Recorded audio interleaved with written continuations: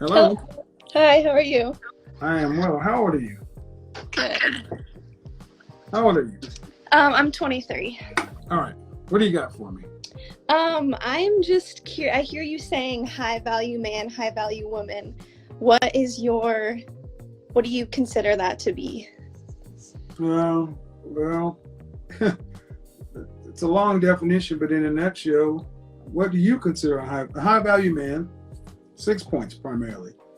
There's an income component, roughly $120,000 a year, $10,000 a month in Dallas, Houston, Austin, Atlanta dollars. If you live in a different region, like LA or New York, you have to adjust it.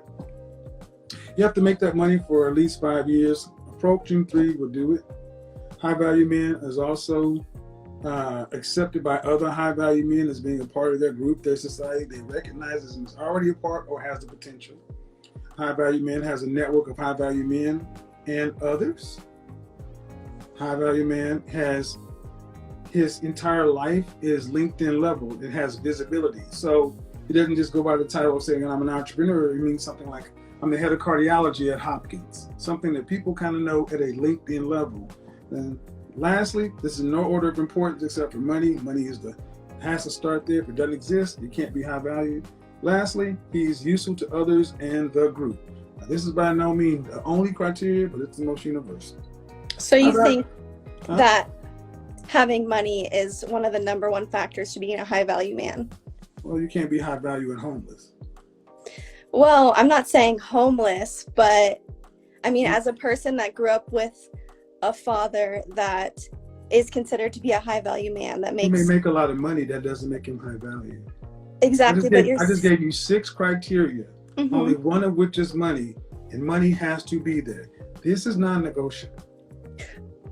But what if they have all of those factors but make $70,000 annually? Why? Is that really a hill worth dying on? I mean, how about this? I were to make... How about this? High value has to have a dollar component, and whether you value it or not, this 6-figure thing has been around since 1983, and it was given to us by women. You're 23. Learn a little bit more before you try to come in with your opinions. This has been around. Listen. This has been around since 1983. No romance without finance. You got to have a JLB if you want to be with me. Don't want no scrubs. Women have been saying they wanted the 3 6s, 6 feet, 6 figures, 6-pack for longer than you have been on the planet. And that is, listen. Oh, I am That listening. is what women decide that they value. That's what they seem they value in men. They value a man's resource and production. But there are also other things, because you can have a lot of money and not be valuable. So to answer the question, well, what about $70,000? It's a distinction without a difference. I have this question also.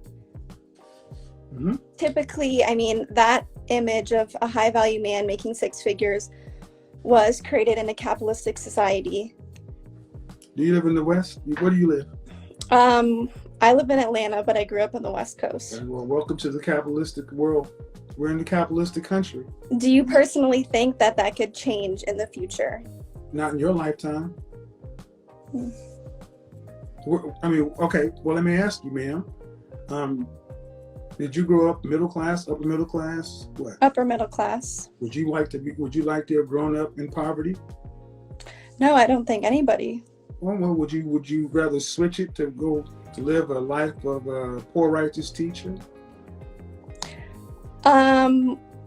Personally, yes. Well, that's your option. See, that's the thing. That's what money affords you.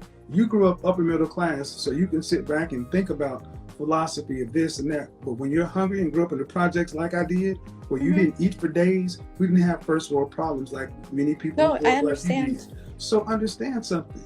You have only known life through your father and your family's production. You can choose to go out and live somewhere else, but I'm going to ask you a question. What system of government is better than capitalism?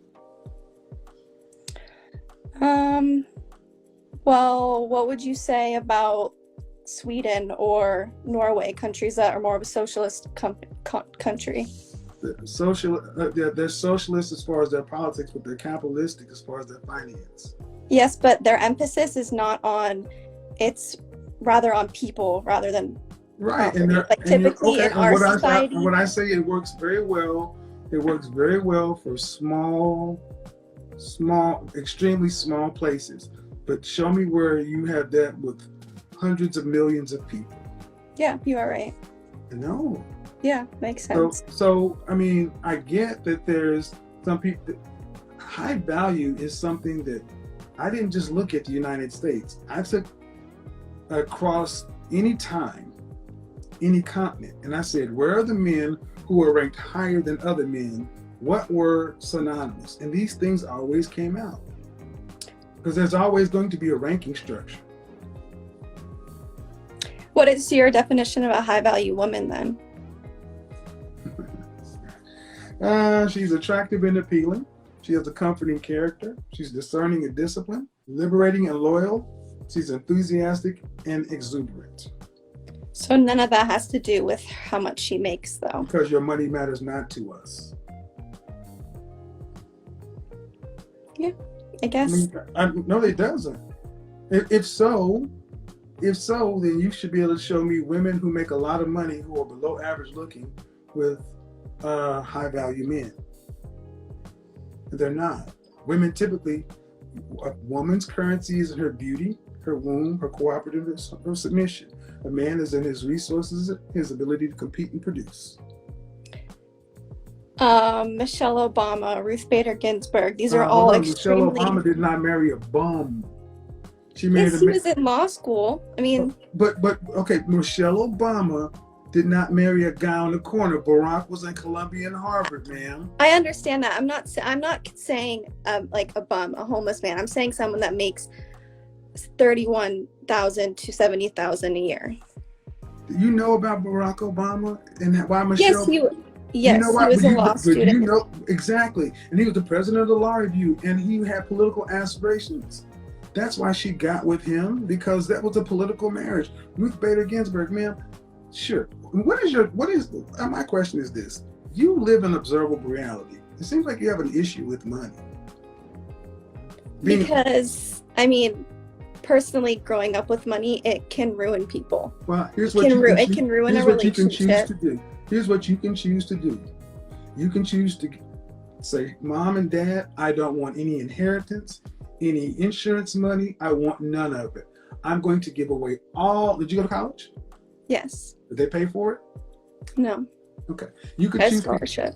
Okay. You can choose to give back anything your parents have given you after 18 years old, and you can walk the earth like Kung Fu. You can go through life like Gandhi if you choose to, because you're an adult. You can make those choices. But here's one thing I will almost guarantee you. Very few of the people who grew up in your neighborhood will follow you. They like lights. I agree with that. Heating, air, and Whole Foods.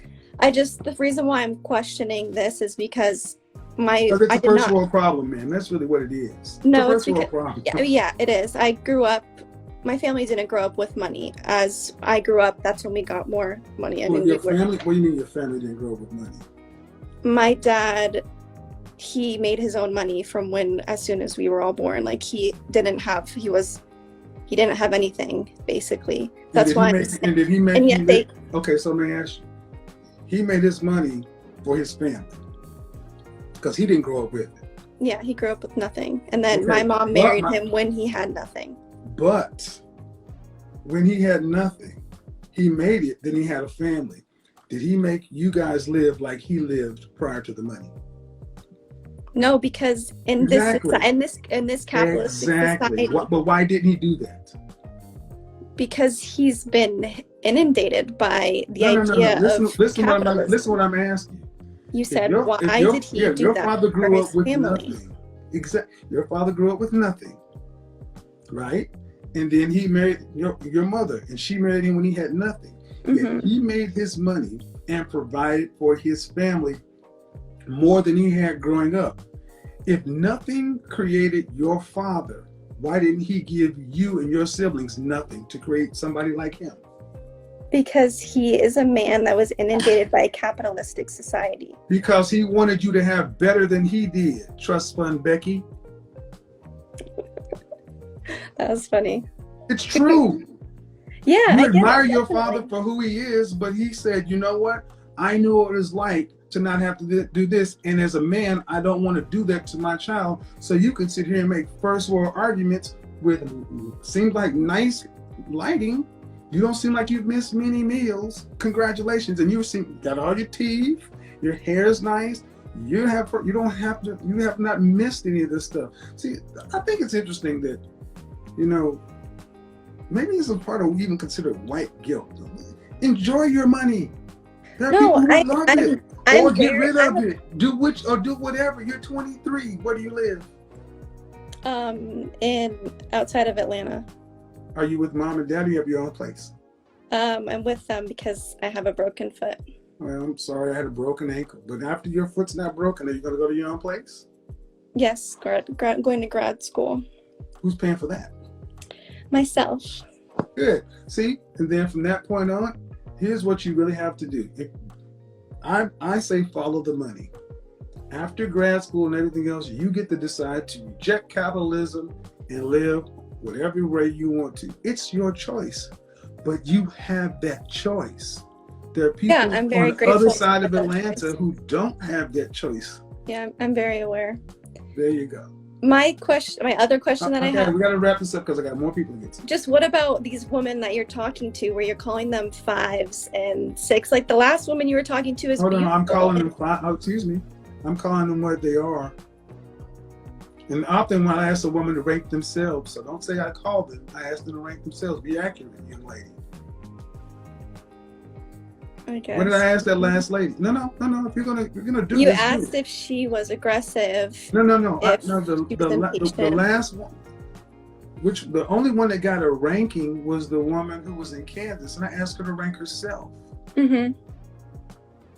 And then I gave her a ranking. Do you not think that you have a ranking, young lady? I wouldn't rank. Why would someone rank themselves? I asked you, do you think you have one? A number? Yes. Yes. A scale of 1 to 10, you have one. Not personally, no. Well, I guarantee you this, you have one. Because that's how men are. We're visual.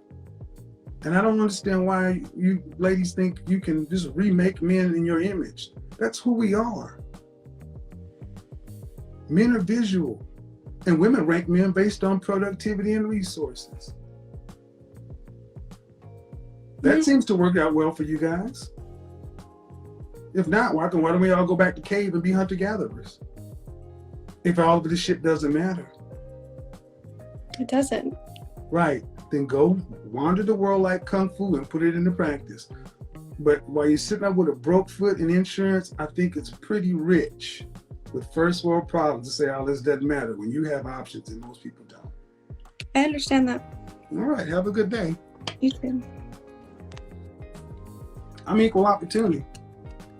What'd you think? I was going to not tell her? You're average too. See, women who are average tend to get upset with rankings.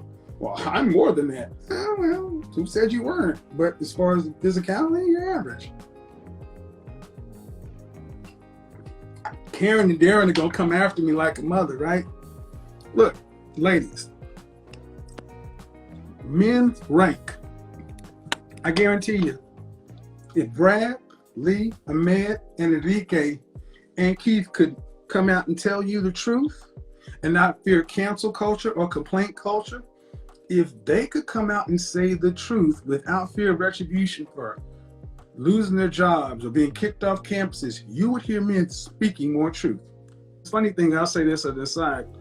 When I lived in Oklahoma, the school I went to was an upper middle class school, but we lived on the east side, which was the lower income side. And I remember living in an upper middle class black neighborhood, an upper middle class white neighborhood, and I would always be fascinated with the conversations I would have over here versus over there.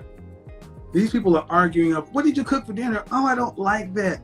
Mom, take the crust off my toast. I'm like, wow. And then you go back over to the projects and people were eating cereal with water. People eating a syrup sandwich. Even worse, and got real broke, they eat Karo syrup sandwich, the white syrup. Then you go over to somebody else's house. I remember the first time you went over to somebody else's house and they had a refrigerator and they had a separate freezer and something called a pantry. A pantry? What's a pantry? That's where we keep our dry goods. A pantry? You have a separate freezer? You have a crisper? You have water that comes out of the refrigerator and ice? Oh my God, I've heard about you folks. You also have grape juice? What the fuck is juice? I want that drink, baby. It's purple. We've got apple juice. What the fuck is juice? I want apple drink. It's green. I want all them vitamins and shit. But I'm telling you, hanging around white people, when they had pantries and crispers, it was like, wow. Kevin, would you like something to drink? Yes. Well, we have Coca-Cola, we have Pepsi, we have orange juice, we have Sunny D, we have water, we have Perrier. What's Perrier? It's sparkling water. Huh? Did you say sparkling water? I mean, sparkling water where I come from is you stick a straw in the cup and blow. That's sparkling water where I come from. No, it sparkles. We also have mineral spring water. What would you prefer? Well, I'll take the sparkling water. And it came not in a styrofoam cup, not in a plastic cup. It came in a glass. And